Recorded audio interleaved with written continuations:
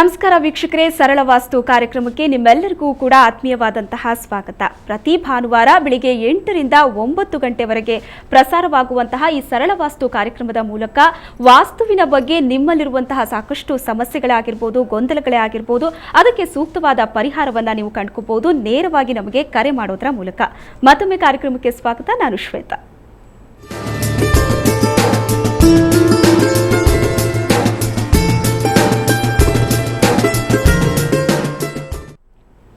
ವೀಕ್ಷಕರೇ, ವಾಸ್ತುವಿಗೂ ಮನುಷ್ಯನಿಗೂ ಒಂದು ರೀತಿಯ ಅವಿನಾಭಾವ ಸಂಬಂಧವಿದೆ. ನಾವು ವಾಸಿಸುವಂತಹ ಮನೆಯಲ್ಲಿ ವಾಸ್ತು ದೋಷವಿದ್ದರೆ ಅಲ್ಲಿ ವಾಸಿಸುವ ಜನರ ಮೇಲೆ ಆ ಒಂದು ದೋಷ ಪರಿಣಾಮ ಬಿದ್ದೇ ಬೀರುತ್ತೆ. ಈಗ ವಾಸ್ತು ಅನ್ನೋದು ಕಬ್ಬಿಣದ ಕಡಲೆಯಾಗಿ ಉಳಿದಿಲ್ಲ. ಸರಳವಾಗಿ ನಮ್ಮ ಜೀವನದಲ್ಲಿ ಇದನ್ನ ಅಳವಡಿಸ್ಕೋಬಹುದು. ಅದುವೇ ಸರಳ ವಾಸ್ತುವಿನ ಮೂಲಕ. ಇದರ ಬಗ್ಗೆ ಒಂದು ವರದಿ. ವಾತಾವರಣದಲ್ಲಿ ಶಕ್ತಿಯ ಹರಿವಿಕೆ ನಿರಂತರವಾಗಿರುತ್ತದೆ. ವಾತಾವರಣದಲ್ಲಿನ ಗಾಳಿ, ಬೆಳಕು, ನೀರು ಪ್ರತಿಯೊಂದರಲ್ಲಿಯೂ ಶಕ್ತಿಯ ಸಂಚಲನ ಸರಾಗವಾಗಿರುತ್ತದೆ. ಮನುಷ್ಯ ತಾನು ವಾಸಿಸುವ ಮನೆ ಮತ್ತು ಕಾರ್ಯಸ್ಥಳಗಳಲ್ಲಿ ಶಕ್ತಿಗಳ ಬಗ್ಗೆ ಅರಿತುಕೊಂಡು ಜೀವನದಲ್ಲಿ ಉತ್ತಮ ಪ್ರಗತಿಯನ್ನು ಕಾಣಬಹುದೆಂಬುದನ್ನು ಜನರಿಗೆ ಮನವರಿಕೆ ಮಾಡಿಕೊಟ್ಟಿದ್ದಾರೆ ಗುರೂಜಿಯವರು. ಒಬ್ಬ ವ್ಯಕ್ತಿ ತನ್ನ ಜೀವನದಲ್ಲಿ ಆರ್ಥಿಕವಾಗಿ ಪ್ರಗತಿ, ಉತ್ತಮ ಆರೋಗ್ಯ, ವಿದ್ಯಾಭ್ಯಾಸದಲ್ಲಿ ಉನ್ನತಿ, ಕುಟುಂಬದಲ್ಲಿ ಪರಸ್ಪರರಲ್ಲಿ ಉತ್ತಮ ಸಂಬಂಧ, ಶೀಘ್ರ ಕಂಕಣ ಭಾಗ್ಯ ಮತ್ತು ಉದ್ಯೋಗದಲ್ಲಿನ ಪ್ರಗತಿಯನ್ನು ಏಕೈಕ ವಿಜ್ಞಾನವಾದ ಸರಳ ವಾಸ್ತುವಿನಿಂದ ಪಡೆಯಬಹುದೆಂಬುದು ಅಚ್ಚರಿಯ ಸಂಗತಿ. ಗುರೂಜಿಯವರ ಪ್ರಕಾರ ಪ್ರತಿಯೊಬ್ಬರಿಗೂ ಅವರವರ ಜನ್ಮ ದಿನಾಂಕಗಳಿಗನುಗುಣವಾಗಿ ಒಳ್ಳೆಯ ಹಾಗೂ ಕೆಟ್ಟ ದಿಕ್ಕುಗಳಿರುತ್ತವೆ. ವ್ಯಕ್ತಿ ಒಳ್ಳೆಯ ದಿಕ್ಕಿಗನುಗುಣವಾಗಿ ನಡೆದುಕೊಂಡಾಗ ಅವನ ಏಕಾಗ್ರತೆ ಇಮ್ಮಡಿಗೊಂಡು ಮಾನಸಿಕವಾಗಿ ಪ್ರಬಲನಾಗುತ್ತಾನೆ ಎಂಬುದನ್ನು ವೈಜ್ಞಾನಿಕವಾಗಿ ತಮ್ಮ ಸರಳ ವಾಸ್ತುವಿನ ಮೂಲಕ ಸಾಬೀತುಪಡಿಸಿದ್ದಾರೆ ಗುರೂಜಿಯವರು. ಇಂದು ಸರಳ ವಾಸ್ತುವಿನ ಮೂಲಕ ಜೀವನದಲ್ಲಿನ ಸರ್ವ ಭಾಗ್ಯಗಳನ್ನು ತಮ್ಮದಾಗಿಸಿಕೊಂಡವರು ಅನೇಕರು.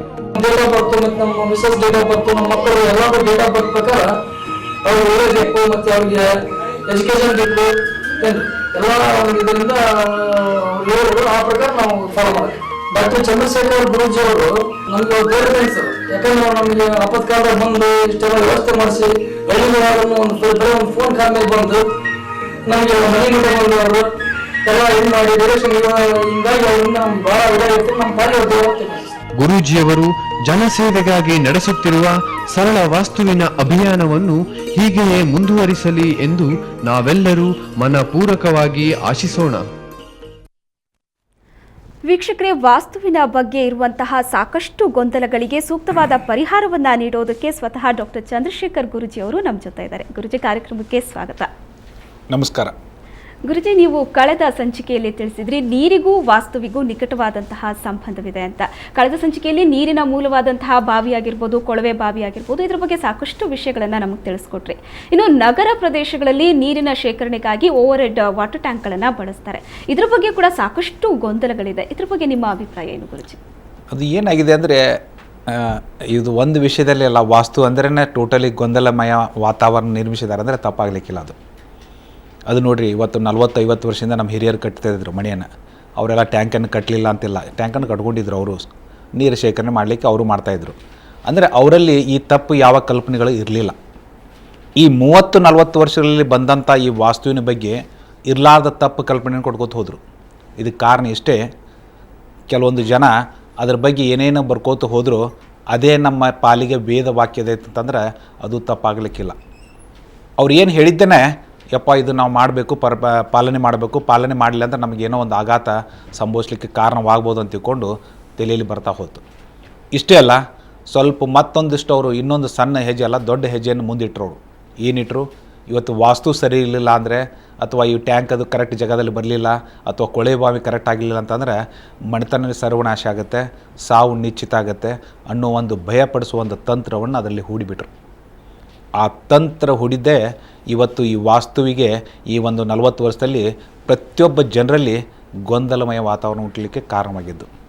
ಇವತ್ತು ನೋಡಿರಿ, ಒಬ್ಬ ಇಂಜಿನಿಯರ್ ಆಗಿ, ನಾನು ಸಿವಿಲ್ ಇಂಜಿನಿಯರ್ ಆಗಿ ಇವತ್ತು ವಾಟರ್ ಟ್ಯಾಂಕನ್ನು ಕಟ್ಟಬೇಕಾದಾಗ ಓವರ್ ಹೆಡ್ ವಾಟರ್ ಟ್ಯಾಂಕ್ ಬಗ್ಗೆ ತಾವು ಕೇಳಿದ್ರಿ. ನನ್ನ ಅನುಕೂಲಗೋಸ್ಕರ ಆ ಟ್ಯಾಂಕದ್ದು ನಾನು ಆ ಒಂದು ಲೈನ್ ಬಂದರೆ ಅಲ್ಲಿದ್ದ ನಾವು ಪೈಪ್ಲೈನ್ ತೊಗೊಂಡು ನಾವು ಅದಕ್ಕೆ ಇದು ಮಾಡಬೇಕಾದಾಗ ನಾವು ಎಲ್ಲಿ ಬಂದರೆ ಕರೆಕ್ಟ್ ಇದಾಗತ್ತೆ ಅಂತ ಅನ್ನೋದು ನಾವು ಡಿಸೈಡ್ ಮಾಡೋವಂಥದ್ದು. ಅದನ್ನು ಬಿಟ್ಟುಕೊಂಡು ಇಲ್ಲೇ ಇರಬೇಕು, ಹಾಗೇ ಇರಬೇಕು, ಈ ರೀತಿ ಇರಬೇಕಂತ ಅನ್ನುವಂಥ ಒಂದು ರೂಲ್ಸ್ ಟೈಪ್ ಮಾಡಿಕೊಂಡು ಬರೆದು ಬಿಟ್ಟಿದ್ದಾರೆ ಬುಕ್ಕದಲ್ಲಿ.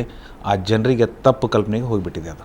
ಅದಕ್ಕೆ ನನ್ನ ಒಂದು ಇದ್ರ ಪ್ರಕಾರ ಇವತ್ತೊಂದು ವಾಟರ್ ಟ್ಯಾಂಕ್ ಏನೋ ಒಂದು ಇದು ಮಾಡಬೇಕಾದ್ರೆ ಆ ವಾಟರ್ ಟ್ಯಾಂಕ್ ಬಗ್ಗೆ ಜನ ಎಷ್ಟು ತಲೆ ಕೊಡಿಸಿದ್ದಾರೆ, ಅದು ಅಷ್ಟೊಂದು ವಾಸ್ತುವಿನ ಮೇಲೆ ಅಂದ್ರೆ ಮನೆಯಲ್ಲಿ ಇರುವಂಥವ್ರ ಮೇಲೆ ಅದು ಅಷ್ಟೊಂದು ಪರಿಣಾಮ ಬೀರುತ್ತಂತಂದ್ರೆ ಅದು ತಪ್ಪು ಅಂತ ತಿಳ್ಕೊಂಡು ನಾನು ಹೇಳ್ಬೋದು. ಯಾಕಂದರೆ 12 ವರ್ಷ ನಾನು ಸತತ ಪ್ರಯತ್ನ ಮಾಡಿದ್ದೇನೆ. ಒಂದು ವೈಜ್ಞಾನಿಕ ರೂಪದಲ್ಲಿ ಇದನ್ನು ಸರಳ ವಾಸ್ತುವನ್ನು ತಂದಿದ್ದೇನೆ. ಈ ಒಂದು ವಾಟರ್ ಟ್ಯಾಂಕಿಗೆ ಎಷ್ಟು ಮಹತ್ವವನ್ನು ಕೊಟ್ಟಿದ್ದಾರೆ ಅಂದರೆ, ಬಾಂಬೆಯಲ್ಲಿ ಒಬ್ಬ ಪೊಲೀಸ್ ಕಮಿಷನರು ಅವರೊಂದು ಫ್ಲ್ಯಾಟ್ ತೊಗೊಂಡಿದ್ದಾರೆ ಲಾಸ್ಟ್ ಫ್ಲೋರ್ದಲ್ಲಿ. ಅಲ್ಲೊಂದು ಆಗ್ನೇಯ ಭಾಗದಲ್ಲಿ ಒಂದು ದೊಡ್ಡ ಟ್ಯಾಂಕ್, ಓರೆಡ್ ವಾಟರ್ ಟ್ಯಾಂಕ್, ಅಂದರೆ 13 ಅಂತಸ್ತಿನ ಮನೆ, ಅದು ಫ್ಲ್ಯಾಟ್ ಅಪಾರ್ಟ್ಮೆಂಟು. ಅಲ್ಲಿ ಅದು ಬಂದಿದೆ ಅಂದರೆ ನೀವು ಮನೆಯಲ್ಲಿ ಒಳಗೆ ಹೋಗಬೇಡಿ, ಅಂದರೆ ಇರಲಿಕ್ಕೆ ಹೋದ್ರೆ ಅಂದರೆ ನೀವು ಮತ್ತೆ ಎಲ್ಲನೂ ಕಳ್ಕೊಂಡ್ಬಿಡ್ತೀರಿ ಅಥವಾ ನಿಮಗೆ ಭಾಳ ದುಷ್ಪರಿಣಾಮ ಆಗುತ್ತೆ ಅಂತ ತಿಳ್ಕೊಂಡು ಅವ್ರ ತಲೆಯಲ್ಲಿ ಕೊಟ್ಟಂಥದ್ದು. ಅವರು ಸ್ವಲ್ಪ ಈ ವಾಸ್ತುದ ಬಗ್ಗೆ ಅಂದರೆ ಇನ್ವಾಲ್ವ್ ಆದಂಥವ್ರು. ಬೇಡಪ್ಪ ಏನು ಮಾಡೋದು ಅಂತ ತಿಳ್ಕೊಂಡು ಧೈರ್ಯ ಮಾಡಿರಲಿಲ್ಲ. ಯಾವಾಗ ನಾನು ಅದನ್ನು ಇದನ್ನು ಮಾಡಿದಾಗ ಅದಕ್ಕೆ ಏನೂ ಸಂಬಂಧ ಇಲ್ಲ, ನಾನು ಇಲ್ಲೇ ಇರ್ತೀನಿ ಮುಂಬೈಯಲ್ಲಿ, ನೀವು ಹೋಗಿರಿ, ನಾನು ಇಲ್ಲೇ ಇರ್ತೀನಿ, ದಿವಸಕ್ಕೆ ಏನಾಗುತ್ತೆ ಅನ್ನೋದು ನನ್ನ ಪ್ರಕಾರ ನೀವು ಸರಳವಾದ ಉಪಾಯ ಮಾಡ್ಕೊರಿ, ಅದಕ್ಕೆ ಓರೆಡ್ ವಾಟರ್ ಟ್ಯಾಂಕಿಗೆ ಸಂಬಂಧ ಇಲ್ಲ ಅಂತ ತಿಳ್ಕೊಂಡು ನಾನು ಧೈರ್ಯವಾಗಿ ಹೇಳಿದ್ದೆ. ನನ್ನ ಒಂದು ಮಾತಿನ ಮೇಲೆ ಇವತ್ತು 2.5 ವರ್ಷ ಅವರು ಕಳೆದಿದ್ದು. ಇವತ್ತು ಎಷ್ಟು ಖುಷಿಯಿಂದ ವ್ಯಕ್ತಪಡಿಸ್ತಾ ಇದ್ದಾರೆ ಅಂದರೆ ತಮ್ಮ ಒಪಿನಿಯನ್ನನ್ನು ಅವರು ಹೇಳ್ಕೊಂಡಿದ್ದಾರೆ. ಅಂದರೆ ಜನಕ್ಕೆ ಭಯಪಡಿಸಿ ಇವತ್ತು ನಾವು ಏನೋ ಒಂದು ಕೋಟಿಗಟ್ಟಲೆ ಹಣ ಕೊಟ್ಟು ತೊಗೊಂಡಂಥ ಫ್ಲ್ಯಾಟ್ನಲ್ಲಿ ಇರಲಿಕ್ಕೆ ಹೋಗಲಾರ್ದಷ್ಟು ಮಟ್ಟಿಗೆ ನಮಗೆ ಭಯ ವಾತಾವರಣ ಹುಟ್ಟಿಸ್ಬಿಟ್ಟಿದ್ರು. ಅದಕ್ಕೆ ಇಲ್ಲಿ ಏನು ಅಂತಾರಲ್ಲ, ಅಲ್ಲಿ ಬಂದರೆ ಹಿಂಗಾಗತ್ತೆ, ಇಲ್ಲಿ ಬಂದರೆ ಹಿಂಗಾಗತ್ತೆ ಅಂತ ತಿಳ್ಕೊಂಡು ಏನು ಬರ್ಕೊಂಡು ಇದು ಜನರಿಗೆ ಒಂದು ಭಯಪಡಿಸೋ ತಂತ್ರ ಅಂತ ನಾನು ಇಷ್ಟೇ ಹೇಳ್ಬೋದು. ಓಕೆ ಗುರುಜಿ, ಪ್ರಚಲಿತ ವಾಸ್ತುವಿನ ಪ್ರಕಾರ ಈ ಬಾವಿ ಮತ್ತು ಕೊಳವೆ ಬಾವಿಗಳು ಈಶಾನ್ಯದ ದಿಕ್ಕಿನಲ್ಲಿರಬೇಕು ಅಂತ ನೀವು ತಿಳಿಸ್ಕೊಟ್ರಿ. ಆದರೆ ಈ ಓವರ್ಹೆಡ್ ಟ್ಯಾಂಕ್ಗಳು ನೈಋತ್ಯ ದಿಕ್ಕಿನಲ್ಲಿರಬೇಕು ಅಂತ ಹೇಳ್ತಾರೆ. ಒಬ್ಬ ಸಿವಿಲ್ ಇಂಜಿನಿಯರ್ ಆಗಿ ಇದ್ರ ಬಗ್ಗೆ ನೀವೇನು ಹೇಳ್ತೀರಿ? ನೋಡ್ರಿ, ನಿಮ್ಮ ಮಾತನ್ನು ಕೇಳಿಬಿಟ್ರೆ ಅಥವಾ ನಿಮ್ಮ ಮಾತಿನ ಜೊತೆ ಜನತೆನೂ ಇವತ್ತು ಏನು ವೀಕ್ಷಣೆ ಮಾಡ್ತಾ ಇದ್ದಾರೆ ಇದ್ರ ಬಗ್ಗೆ ಸ್ವಲ್ಪ ಲಕ್ಷ್ಯ ವಹಿಸಬೇಕು. ಯಾಕಂದ್ರೆ ಈಗ ಏನು ಅವ್ರು ಕೇಳಿದ್ರು ಈ ಕ್ವಶನ್ನಕ್ಕೆ ಜನನೇ ಉತ್ತರ ಕೊಡಬೇಕು, ನಾವು ಉತ್ತರ ಕೊಡೋದು ಬೇಡ. ಒಂದು ನೀರಿನ ಒಂದು ಹರಿವಿಕೆ, ನೀರಿನ ಒಂದು ಕೊಳೆ ಬಾವಿ ಈಶಾನ್ಯದಲ್ಲಿರಬೇಕು.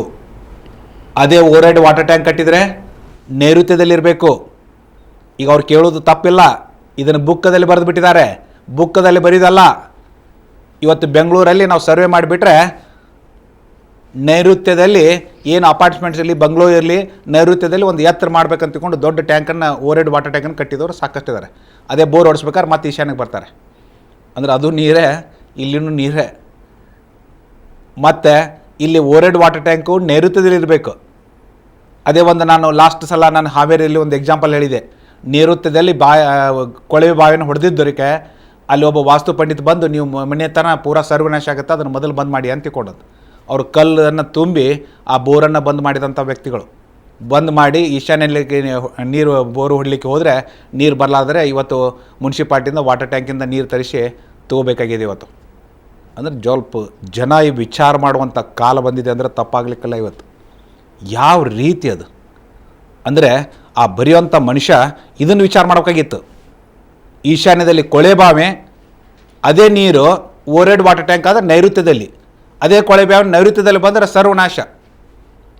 ಎಷ್ಟು ಕೌಂಟ್ರಡಿಕ್ಟರಿ ಇಟ್ಟಿದ್ದಾರೆ ಅಂತಂದರೆ ಇದಕ್ಕೆ ಹೇಳಲಿಕ್ಕೆ ಸಾಧ್ಯ ಇಲ್ಲ. ಇದು ಎಷ್ಟೋ ವರ್ಷಗಳ ಹಿಂದೆ ನಾವು ಇಂಜಿನಿಯರ್ ಆದಂಥವರು ಅಥವಾ ಆರ್ಕಿಟೆಕ್ಟ್ ಆದಂಥವರು ಇದ್ರ ಬಗ್ಗೆ ಭಾಳ ಅಧ್ಯಯನವಾಗಿ ಅಂದರೆ ಇನ್ವಾಲ್ವ್ ಆಗಿ ಇದನ್ನು ಜನತೆಗೆ ತೋರಿಸ್ಬೇಕಾಗಿತ್ತು. ಇವತ್ತು ಆ ಕೆಲಸವನ್ನು ಒಬ್ಬರು ಮಾಡಲಿಲ್ಲ ಅಂದರೆ ತಪ್ಪಾಗಲಿಕ್ಕಿಲ್ಲ. ಅದು ಇವತ್ತು ನೋಡ್ರಿ, ಇವತ್ತು ಅಂದರೆ ಇವತ್ತು ಅವ್ರು ಕೇಳುವಂಥ ಕ್ವಶನ್ನು ಅವ್ರು ಕೇಳೋದಷ್ಟೇ ಅಲ್ಲ, ಬುಕ್ಕದಲ್ಲಿ ಬರೆದಿದ್ದಾರೆ. ಜನ ಏನಂತ ತಿಳ್ಕೊಬೇಕು. ಆ ನೈಋತ್ಯದಲ್ಲಿ ಕಾರಣ ಇಷ್ಟೇ, ಆ ನೈಋತ್ಯದಲ್ಲಿ ವಾಟರ್ ಟ್ಯಾಂಕ್ ಯಾಕೆ ಬರಬೇಕಂತ ಅನ್ನೋದಕ್ಕೆ ಅವ್ರದ್ದು ಕಾರಣ ಕೊಡೋದು. ನೈಋತ್ಯ ಅಂದರೆ ವಜನ್ ಇರಬೇಕು, ಎತ್ತರಿರಬೇಕು. ಈಶಾನ್ಯ ಅಂದರೆ ತೆಗ್ಗಿರಬೇಕು. ಏನು ರೀ, ಅದಕ್ಕೆ ಅಲ್ಲಿ ಅಂಡರ್ಗ್ರೌಂಡ್ ವಾಟರ್ ಟ್ಯಾಂಕು ಕೊಳವೆ ಮಾಡಬೇಕು ಅಂದರೆ ಒಂದು ಪ್ರಿನ್ಸಿಪಲ್ ಮಾಡಿಬಿಟ್ಟಿದ್ದಾರೆ ಅವರು. ಈಶಾನ್ಯ ಅಂದರೆ ತೆಗ್ಗು, ನೈಋತ್ಯ ಅಂದರೆ ಎತ್ತರ. ಮತ್ತು ಈಶಾನ್ಯ ತೆಗ್ಗು ಯಾಕಿರಬೇಕು, ಅಲ್ಲಿ ಹೆಚ್ಚಿಗೆ ಲೋಡ್ ಯಾಕಿರಬಾರ್ದು. ವಾಸ್ತು ಪುರುಷನ ತಲೆ ಈಶಾನ್ಯದಲ್ಲಿ ಮಾಡಿ ಮಲ್ಕೊಂಡಿರ್ತಾನೆ, ಅವನ ಮೇಲೆ ಭಾರ ಏನರ ಆದರೆ ಮತ್ತು ಅವನ ಸಿಟ್ಟಿಗೆ ಅಂದ್ರೆ ಮತ್ತೆ ಅಲ್ಲಿ ಮನೆಯವ್ರನ್ನ ವ್ಯವಸ್ಥೆ ಮಾಡ್ತಾನೆ ಅಂತ ತಿಳ್ಕೊಂಡು ಈ ಭಯಪಡಿಸುವ ಒಂದು ತಂತ್ರವನ್ನು ಹೂಡಿದ್ದಾರೆ. ಇವತ್ತು ವಾಸ್ತು ಪುರುಷ ಅಂದರೆ ನನ್ನ ಬುಕ್ಕದಲ್ಲಿ ನಾನು ಕಟ್ ಹೊಡೆದು ಬರೆದಿದ್ದೇನೆ, ಫಸ್ಟ್ ಪೇಜ್ದಲ್ಲಿ ಕಟ್ ಹೊಡೆದಿದ್ದೀನಿ ನಾನು. ಕಾರಣ ಇಷ್ಟೇ, ವಾಸ್ತು ಪುರುಷ ಅನ್ನೋದು ಒಬ್ಬ ರಾಕ್ಷಸ. ಅದು ದೇವಾನು ದೇವತೆಗಳು ಅವ್ನು ತ್ರಾಸು ಕೊಡ್ತಾನಂತ ತಳ ಹೋಗಿದ್ದು. ತಳಗ ಆ ರೀತಿ ಬಿದ್ದಾಗ ಅವ್ನ ತಲೆ ಈಶಾನ್ಯಕ್ಕಾಗಿದೆ. ಅವನು ಮತ್ತೆ ದೇವಿಗೆ ಕೇಳಿದ, ನನಗೆ ಯಾಕೆ ಈ ರೀತಿ ಕೊಟ್ಟೆ ಅಂದ್ರೆ, ಏನಿಲ್ಲಪ್ಪ ನೀನು ಅಲ್ಲೇರು, ನಿನ್ನ ಏನೇ ಮಾಡ್ಬೇಕಾದ್ರೆ ಜನ ಕೇಳಿ ವಾಸ್ತುವನ್ನ ಅಂದರೆ ನಿನ್ನ ಬಗ್ಗೆ ಅವರು ವಹಿಸ್ಬೇಕು, ಇಲ್ಲಾಂದ್ರೆ ಅವ್ರಿಗೆ ತ್ರಾಸು ಕೊಡ್ತೀನಿ ಅಂತ ತಿಳ್ಕೊಂಡು ಇಂದ್ರ ಏನೋ ಅವ್ಗೊಂದು ಆಶ್ವಾಸನೆ ಕೊಟ್ರಂತೆ. ಅಂದರೆ ಇದೆಲ್ಲ ಕಥೆಗಳಿಗೆ ಒಬ್ಬ ಇಂಜಿನಿಯರ್ ಆಗಿ, ಒಬ್ಬ ಡಾಕ್ಟರೇಟ್ ಆಗಿ ಇದಕ್ಕೆಲ್ಲ ಮಾತು ಕೊಡೋದು, ಅಥವಾ ನಾನೊಬ್ಬನೇ ಅಲ್ಲ, ಇವತ್ತು ಎಷ್ಟು ಜನ ಕಲ್ತೋರಿದ್ದಾರೆ ಅವರೆಲ್ಲ ಮಾತು ಕೊಡ್ತಾರೆ ಅಂದ್ರೆ ಏನೂ ಮೀನಿಂಗ್ ಇರಲ್ಲ.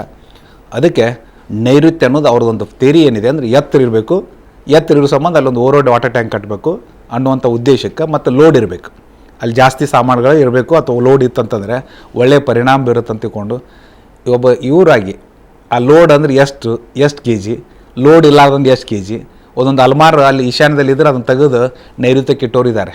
ಅಂದರೆ ಅವ್ರಿಗೆ ಆ ಕೆ ಜಿ ಎಷ್ಟು ವೇಟ್ ಆಯ್ತು, ಆ ಮನಿಗೆ ಏನು ವೇಟ್ ಆಯ್ತು, ಏನು ಕ್ಯಾಲ್ಕುಲೇಷನ್ಸ್ ಇದೆ ಏನೂ ಇಲ್ಲ. ಅಂದರೆ ಬುಕ್ಕದಲ್ಲಿ ಬರೆದುಬಿಟ್ಟಿದ್ದಾರೆ, ಅದನ್ನು ಒಂದು ಭಯಪಡಿಸಿದ್ದಾರೆ. ಆ ಭಯಪಡಿಸಿದ್ರೆ ನಾವು ಯಾಕೆ ಅದು ರಿಸ್ಕ್ ತೊಗೋಬೇಕಪ್ಪ ಅಂತ ತಿಳ್ಕೊಂಡು ಅದನ್ನು ಸಿಟ್ ಮಾಡ್ಕೊಂಡು ಕೂತ್ಕೊಂಡಿದ್ದಾರೆ. ಅದಕ್ಕೆ ಓರಡ್ ವಾಟರ್ ಟ್ಯಾಂಕು ನೈಋತ್ಯದಲ್ಲಿ ಇರಬೇಕಂತ ತಿಳ್ಕೊಂಡು ಎಲ್ಲಿ ಕಂಡೀಷನ್ ಇಲ್ಲ, ಅದನ್ನು ಬೇಕಾದಲ್ಲಿ ನಾವು ಕಟ್ಬೋದು. ಇನ್ನು ನನ್ನ ಒಂದು ಸರಳ ವಾಸ್ತುವಿನಲ್ಲಿ ನೀರಿನ ಒಂದು ಏನೊಂದು ಬೆಡ್ರೂಮ್ ಇರುತ್ತೆ, ಎಕ್ಸಾಕ್ಟ್ಲಿ ಹೆಡ್ ಮೇಲೆ ಬರಲಾರ್ದಂಗೆ ಸ್ವಲ್ಪ ಆ ವಾಟರ್ ಟ್ಯಾಂಕ್ ಇತ್ತಂದರೆ ಅದು ಒಳ್ಳೆಯ ಒಂದು ಇದಿರುತ್ತೆ ಅಂತ ತಿಳ್ಕೊಂಡು ನಾನು ಹೇಳ್ಬೋದು. ಅದನ್ನು ಬಿಟ್ಟು ಪ್ರತಿಯೊಬ್ಬರು ನೈಋತ್ಯದಲ್ಲಿ ಏನು ಕಟ್ಲಿಕ್ಕೆ ಹೋಗಾಕತ್ತಾರಲ್ಲ ಅದಕ್ಕೇನು ಮೀನಿಂಗ್ ಇಲ್ಲ, ಅಲ್ಲೇ ಕಟ್ಟಿದ ರಿಸಲ್ಟ್ ಬರುತ್ತಂತ ಅನ್ನೋವಂಥದ್ದು ಅರ್ಥ ಇಲ್ಲ ಅದು ಮಾತು. ಓಕೆ ಗುರುಜಿ, ನಿಮ್ಮ ಜೊತೆ ಇನ್ನಷ್ಟು ಮಾತನಾಡಬೇಕು. ವೀಕ್ಷಕರೇ, ನಿಮಗೆ ವಾಸ್ತುವಿನ ಬಗ್ಗೆ ಏನೇ ಸಮಸ್ಯೆಗಳಿದ್ರೂ ಕೂಡ ನೇರವಾಗಿ ನಮಗೆ ಕರೆ ಮಾಡಿ ಸೂಕ್ತವಾದ ಪರಿಹಾರವನ್ನು ಪಡ್ಕೋಬೋದು. ಇನ್ನು ಸರಳ ವಾಸ್ತುವಿನ ಸೇವೆಯನ್ನು ನೀವು ಪಡಿಬೇಕು ಅಂದರೆ ಈ ನಂಬರ್ಗೆ ಕರೆ ಮಾಡಿ 9448286755 ಅಥವಾ 756 ಈ ನಂಬರ್ಗೆ ಕರೆ ಮಾಡಿ. ಇನ್ನು ವೆಬ್ಸೈಟ್ನ ಮೂಲಕ ಕೂಡ ನೀವು ವಾಸ್ತುವಿನ ಬಗ್ಗೆ ಸಾಕಷ್ಟು ಒಂದು ಸೂಚನೆಗಳನ್ನು ಪಡ್ಕೋಬೋದು. ವೆಬ್ಸೈಟ್ನ ಮೂಲಕ ನೀವು ಈ ಒಂದು ಸೇವೆಯನ್ನು ಪಡ್ಕೋಬೇಕು ಅಂತ ಇದ್ರೆ www.saralavastu.com ಇಲ್ಲಿಗೆ ಭೇಟಿ ಕೊಟ್ಟು ನಿಮ್ಮ ಜನ್ಮ ದಿನಾಂಕವನ್ನ ಕೊಟ್ರೆ ನಿಮಗೆ ಸೂಕ್ತವಾದ ದಿಕ್ಕನ್ನ ನೀವು ಪಡ್ಕೋಬಹುದು. ಈಗ ಒಂದು ಚಿಕ್ಕ ವಿರಾಮದ ನಂತರ ಕಾರ್ಯಕ್ರಮ ಮುಂದುವರಿಯುತ್ತೆ.